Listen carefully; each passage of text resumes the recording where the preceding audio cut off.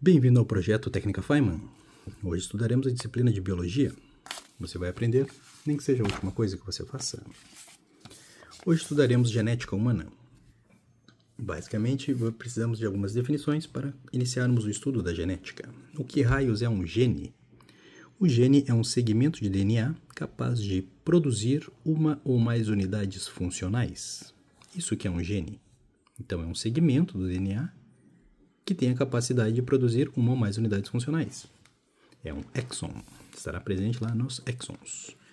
Apenas para recordar, então, o processo de DNA que produz mais DNA é conhecido como replicação. Quando convertemos o DNA em RNA, estamos diante de um processo de transcrição. Pense, isso está em uma linguagem, precisamos transcrevê-la, ou seja, escrevê-la de outra forma, para esta nova linguagem, a nova linguagem de RNA. Quando isso ocorre de forma reversa, o nome é transcrição reversa. Simples, não é mesmo? E do RNA, para convertê-lo em proteína, é necessário que seja traduzido. Então, esta linguagem, que foi escrita de uma forma e foi escrita de outra forma, agora precisa ser traduzida em proteínas. É exatamente o processo de tradução que ocorre da conversão de RNA em proteínas. Com relação à transmissão dos genes, alguns conceitos. Loco ou loci é o local ocupado pelo gene no cromossomo.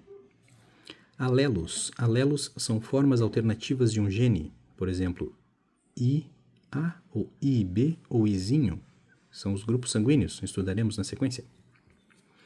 Genótipo. O genótipo é a constituição gênica. Será, por exemplo, o famoso azão-azinho ou azinho-azinho. Esse é o genótipo. O fenótipo é basicamente a característica expressa pelo genótipo. E a fenocópia é uma apresentação de característica genética por influência do ambiente. Então, esses são alguns conceitos necessários. Agora iniciaremos propriamente o estudo das leis de Mendel. O que diz a primeira lei de Mendel? A primeira lei de Mendel basicamente determina que existem genes dominantes e genes recessivos. Ela se correlaciona à herança monogênica. Ela está falando apenas de um gene.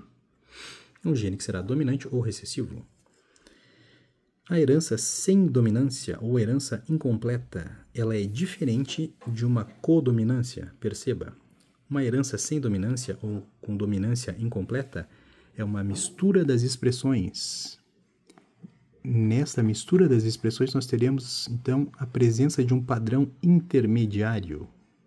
Não será A ou B, será um intermediário entre A e B.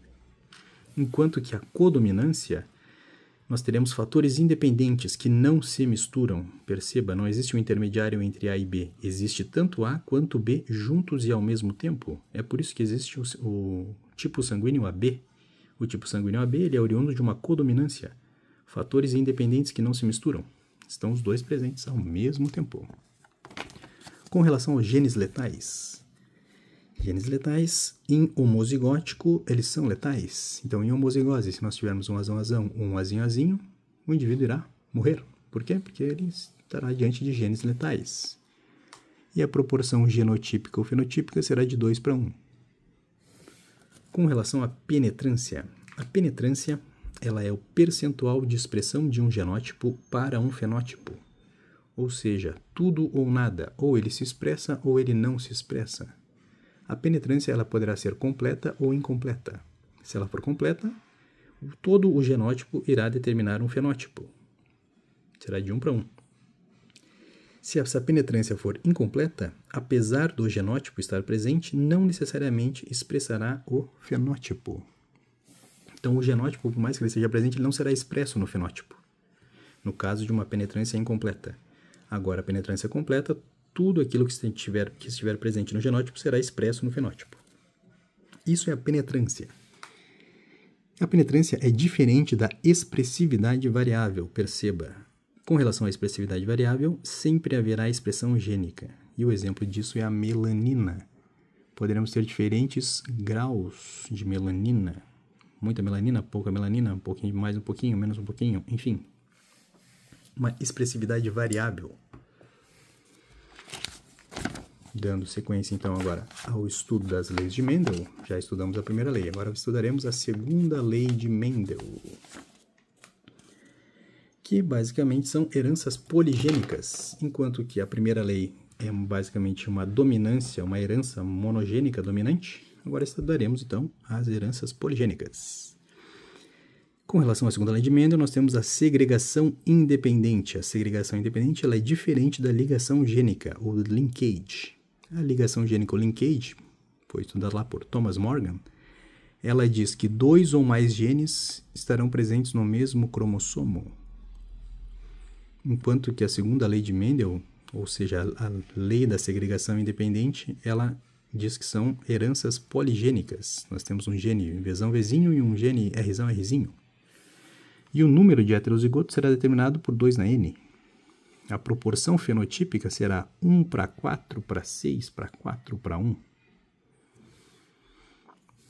Com relação à recombinação gênica ou crossing over, nós teremos a distância onde a probabilidade disso ocorrer. A probabilidade de que a recombinação gênica ou crossing over ocorra está diretamente relacionada com a distância que um cromossomo está do outro. E essa distância é conhecida como morganídeo. O morganídeo ele determina a taxa de recombinação.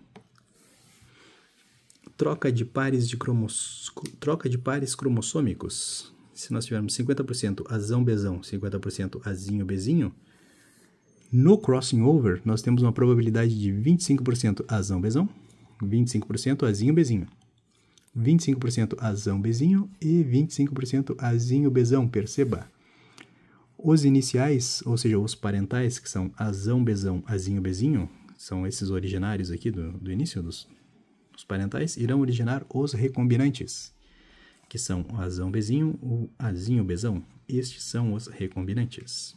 E isso ocorre, a taxa desta recombinação é determinada pela distância, que é um morganídeo.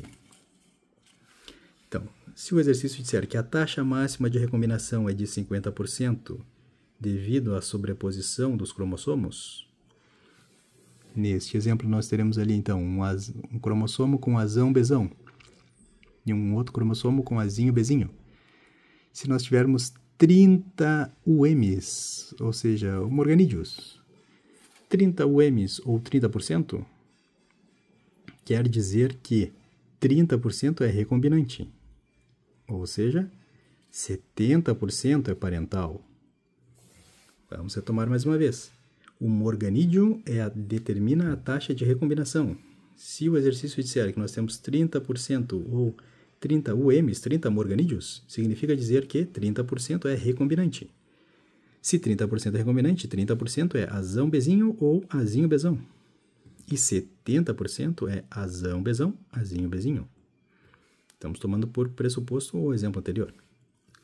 Basicamente é isso, com relação aos morganídeos.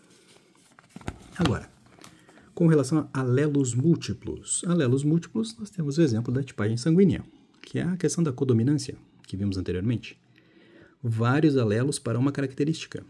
E depois teremos o Izão A, Izão B ou Izinho.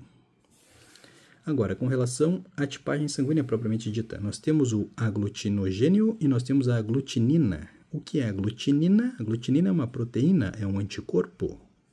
Ina. E o aglutinogênio é uma proteína de membrana, que é conhecida como antígeno. Então, o antígeno é o aglutinogênio e ele está presente na membrana, enquanto que a aglutinina é uma proteína, que é um anticorpo. Agora, está presente na membrana do que, meu filho? Na membrana da hemácia. Então, a membrana da hemácia possui o antígeno. E esse antígeno será o antígeno A ou o antígeno B. E o que é o antígeno A? O antígeno A nada mais é do que uma N-galactosamina que está presente na membrana da hemácia. Enquanto que o antígeno B é uma galactose que estará presente na membrana da hemácia. Simples, não é mesmo? É tão somente isso. Com relação ao sistema RH, apenas em hemácias, somente hemácias têm esse sistema RH. Nós poderíamos ter o Rzão e o Rzinho, que é basicamente uma outra proteína de membrana que estará presente na membrana. É como se fosse um outro antígeno, um outro tipo de antígeno, que estará também presente na membrana da hemácia.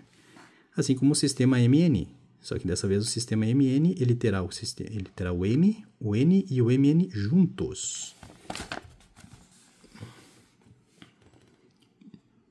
É o caso de termos os dois juntos. É um exemplo, como se fosse um exemplo de codominância. Os dois estarão juntos, presentes. Enquanto que o RH ou será positivo ou será negativo. O RH, então, seria mais similar à primeira lei de Mendel. Em termos de gene dominante e recessivo, enquanto que o sistema MN se correlaciona à codominância, que é muito similar ao caso dos próprios antígenos A, B e O. Né? E quando ocorre a eritoblastose fetal, doença hemolítica do recém-nascido, ela ocorre quando a mãe é RH negativo. Por quê? Porque se você é RH negativo, você não tem antígenos nas suas hemácias, não é mesmo? Você, então, se você não tem o antígeno, você produz um anticorpo. E é por isso que a mãe RH negativo produz o anti-RH. E esse anti-RH ele é produzido apenas após a exposição ao RH. No segundo filho. Ou seja, ela teve o primeiro filho, não deu nada. Agora, quando ela tiver o segundo filho e esse segundo filho também for RH positivo, na primeira gestação ela teve exposição ao RH, portanto ela produziu anti-RH, ela produziu anticorpos. E agora no segundo filho, estes anticorpos irão atacar o filho. Por quê? Porque o feto, é RH positivo. Então perceba, a eritoblastose fetal ela só irá ocorrer no caso de uma mãe RH negativo, significa dizer que a mãe não possui antígenos. O RH dela é negativo. A hemácia dela é RH negativo, não tem o antígeno. Contudo, se ela não tem o antígeno, ela produz o anticorpo anti-RH. Então, se o novo filho, se o segundo filho for RH positivo, essa mãe já possui anticorpos e esses anticorpos irão atacar o feto. E como que a gente resolve isso? A profilaxia, basicamente, é tomar uma injeção anti-RH. Nós teremos que eliminar os anticorpos que essa mãe produziu na primeira gravidez, através de uma injeção anti-RH. Dessa forma, o filho não será atacado, o segundo filho não será atacado, e ele, teoricamente, irá nascer sem problemas. Com relação às reações de aglutinação, antígeno-anticorpo, se aglutinar, nós temos um caso de aglutinação positiva. Por quê? Porque nós tínhamos lá o antígeno A. O antígeno A é aquela hemácia que possui uma N-galactosamina aderida à sua membrana. Nós pingamos um anticorpo anti-A, ocorreu a aglutinação, ou seja, o anticorpo se ligou a este antígeno A que está presente na hemácia. Isso promoveu a aglutinação. Se promoveu a aglutinação, é positivo. Simples assim. E assim para todos os outros. O B funciona da mesma forma. E o O? O O não acontece nada, você pinga e não acontece nada. Por quê? Porque o O não tem antígenos. Perceba, o antígeno é A e B. O O é a ausência do antígeno. Portanto, se você pingar anticorpos A ou B, não vai acontecer nada, não vai aglutinar. Por quê? Porque ele não tem antígeno na sua hemácia. Simples assim. Ele não tem antígeno, mas ele tem todos os anticorpos. Ele produz tanto o anti-A quanto o anti-B. Dando sequência agora, então, ao estudo da interação gênica. A interação gênica ela ocorre quando dois ou mais genes determinam uma característica. Então, são dois genes que irão determinar uma característica. Essa é a interação gênica. Nós teremos a epistasia. Dominante recessivo, epistasia. Um gene inibe a expressão de outro gene, que é a questão lá dos coelhos. O coelho agouti, o coelho preto e o coelho albino. Na presença de um gene recessivo, esse gene recessivo irá inibir a expressão da cor. Se ele inibir a expressão da cor, portanto, o coelho será albino. Nós temos um gene que inibe a expressão de outro gene. Não necessariamente ele tem que ser dominante, perceba. É um gene, pezinho, que está inibindo a expressão do outro gene. Neste caso, estamos diante de uma epistasia. Interessante, não é mesmo?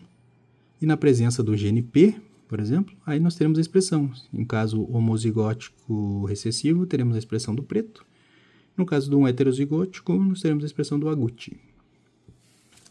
Com relação ao efeito Bombaim, o que é o efeito Bombaim? É o falso O. O falso O, basicamente, ele tem defeito no GNH. O GNH é basicamente a estrutura do antígeno. O antígeno é composto por uma estrutura, que é um GNH, e nessa estrutura estará ligado o antígeno A ou o antígeno B. É basicamente isso. Então, se nós temos um defeito no GNH, não será possível que seja realizada a expressão gênica do antígeno A ou B, porque a própria estrutura dele está com problema, né? Então, esse é o caso do efeito Bombaim. Com relação à herança quantitativa, a herança quantitativa são características que se acumulam a depender do genótipo. Mais alelo dominante tem mais expressão. Então, se tu tem mais alelos dominantes, tu vai ter uma expressão maior. É isso que quer dizer a herança quantitativa. As características se acumulam a depender do genótipo e da quantidade deste genótipo, destes alelos deste genótipo.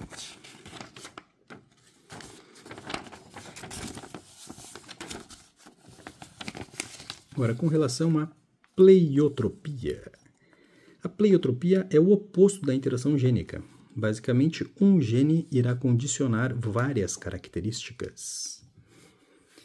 Temos aqui uma questão da fenilcetonúria, que é um Rzinho.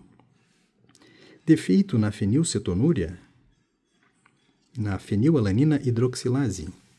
O que promove a fenilcetonúria é um defeito na fenilalanina hidroxidase, que é basicamente a enzima que converte a fenilalanina em tirosina. Então, neste caso, ela não não terá capacidade de converter a fenilalanina em tirosina, portanto, acumulará a fenilalanina e irá se acumular, promovendo um retardo mental. E não só isso, por que a pessoa que tem essa fenilcetonúria, por que ela tem ausência de melanina? Por que ela é albina? Porque tu não conseguiu produzir a tirosina aqui, ó. A tirosina é quem produz a melanina. Se a fenilalanina hidroxidase foi inibida, ou veio com defeito genético, você não converte fenilalanina em tirosina, e se não tem tirosina, você não tem melanina, portanto você é albino. Simples assim. Então, esse é um exemplo de pleiotropia, onde um gene vai determinar várias características. O defeito nesse gene que determina, que produz a fenilalanina, então um gene defeituoso está impactando em várias características. A característica de retardo mental, pelo acúmulo de fenilalanina, e também a característica de ser albino, por não ter a produção do subsequente. Isso é a pleiotropia. Um gene impactando, determinando várias características.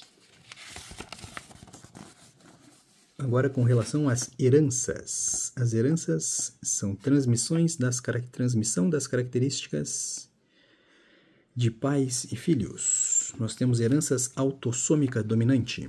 Perceba, ela estará igualmente distribuída entre homens e mulheres.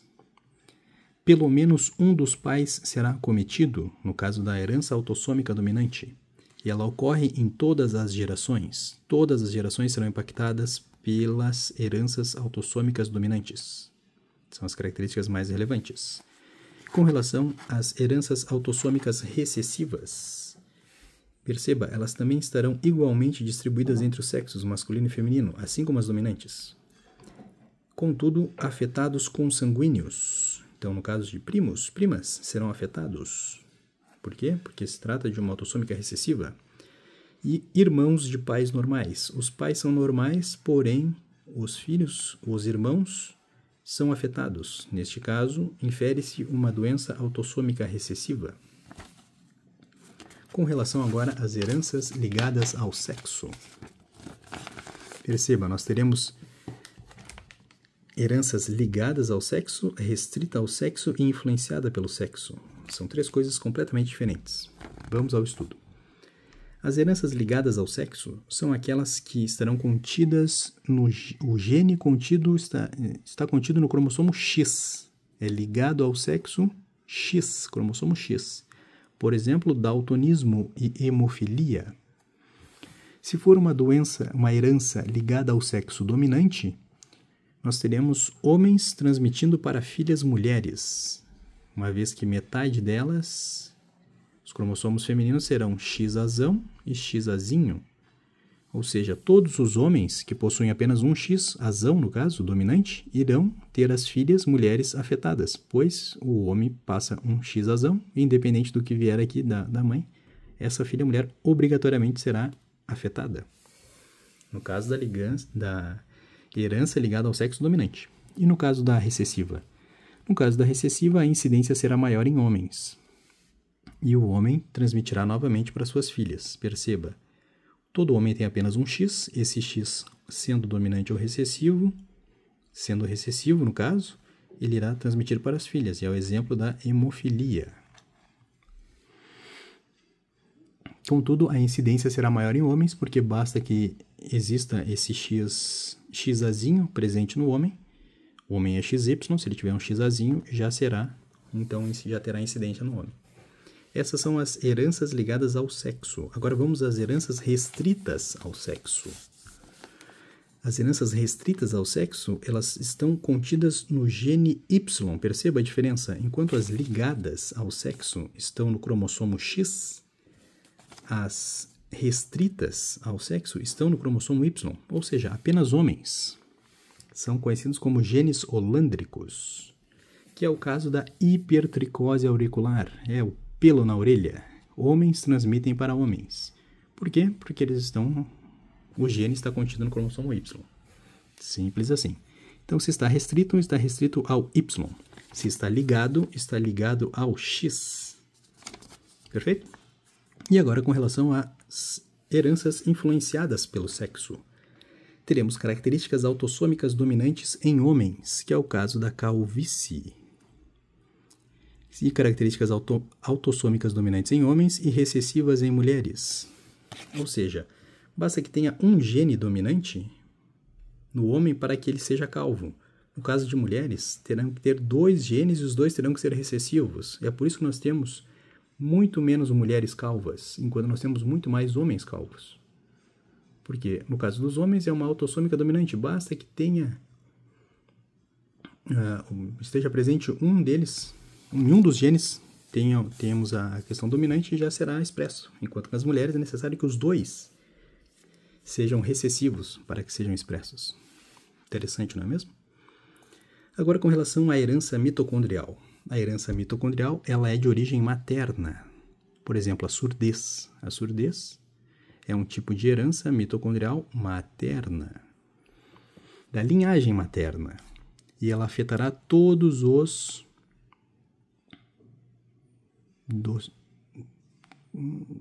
docentes da mãe. Discentes da mãe. Todos os discentes da mãe. Todos os oriundos da mãe. Foda-se. Ela poderá ser homoplasmia ou heteroplasmia. Homoplasmia é o mesmo tipo de mitocôndria. Aquele ser humano tem todas as mitocôndrias iguais. Isso é um caso de homoplasmia. Ou, no caso de heteroplasmia, são mitocôndrias diferentes. Aquele ser tem mitocôndrias diferentes, de origens diferentes. Portanto, elas terão DNA diferentes. Isso ocorre em humanos no caso de mutações. Algumas mitocôndrias sofreram mutações, outras não. Enfim, tem mitocôndrias diferentes. Então, apenas para lembrar que a herança mitocondrial ela é de linhagem materna, por exemplo, a surdez. E a herança multifatorial são fatores externos ambientais que influenciam a expressão. Por exemplo, o Alzheimer e o diabetes tipo 2. São questões ambientais que irão influenciar, então, nessa herança, sendo, portanto, uma herança multifatorial. Por fim, estudaremos as doenças genéticas, anomalias cromossômicas. Então, o ser humano normal ele possui 44 cromossomos autossômicos mais 2 sexuais, sendo 2 sexuais XX, no caso do sexo feminino, ou XY, no caso do sexo masculino. Vamos às anomalias cromossômicas. As anomalias cromossômicas elas são visualizadas no cariótipo. O cariótipo basicamente irá determinar a forma, a estrutura e a quantidade dos cromossomos. É isso que você visualiza no cariótipo. Nós temos as euploidias. As euploidias elas afetam o genoma como um todo. Então, um genoma correto, um natural, é 2N. Nós teremos um genoma de 3N, 4N, 5N, enfim.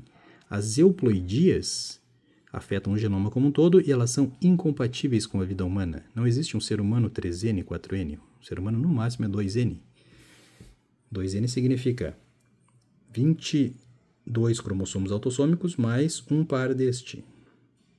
Que, no caso, o N é metade do número de cromossomos. Compreenda dessa forma, para ser mais simples. Nós somos 2N, por isso que nós temos 46 cromossomos. Nós temos 2 pares oriundos do pai, um par oriundo do pai e um par oriundo da mãe. É isso. Aneuploidias. O que são as aneuploidias? Diferente das euploidias, as aneuploidias elas alteram o número de cromossomos e não o genoma como um todo. Euploidias, genoma. Aneuploidias, apenas o número de cromossomos. E é aqui que começa a bagunça. Se nós tivermos cromossomos inteiros, ou um grande segmento dele ausente, duplicado ou alterado, por exemplo, a trissomia do 21. A trissomia do 21 acarreta em síndrome de Down.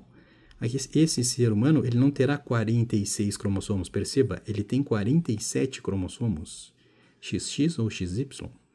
E esta trissomia do 21 ela ocorre devido a uma meiose assimétrica em mulheres. Temos ainda a síndrome de Klinefelter. A síndrome de Klinefelter ocorre somente em homens. E também teremos o número de 47 cromossomos XXY. Perceba, está duplicado. É um homem XXY. Esse é o caso da síndrome de Klinefelter. Nós temos ainda a síndrome de Turner. Perceba, existe uma diferenciação entre eles. Por quê? Porque enquanto o Klinefelter ocorre só em homens, a síndrome de Turner ocorre só em mulheres. E perceba, não é mais 47 cromossomos, agora são 45 e mais o X. Nesse caso, teremos mulheres com o pescoço alado. Então, essas são as principais aneuploidias com relação a cromossomos inteiros ou grande segmento deles. Ainda, com relação às aneuploidias e distúrbios monogênicos, nós temos a hemofilia do tipo A. É um defeito no fator 8 da coagulação ligada ao sexo recessivo X. Lembrando, tudo que é ligado ao sexo é o X. Tudo que é restrito ao sexo é Y. Então, a hemofilia do tipo 1A é um exemplo de um distúrbio monogênico. E o daltonismo, que é basicamente o defeito nos cones da retina, que é basicamente a identificação das cores primárias. Quais são as cores primárias? Você pode estar se perguntando. E a resposta é ciano, magenta e amarelo. Essas são as cores primárias. Nunca esqueça disso.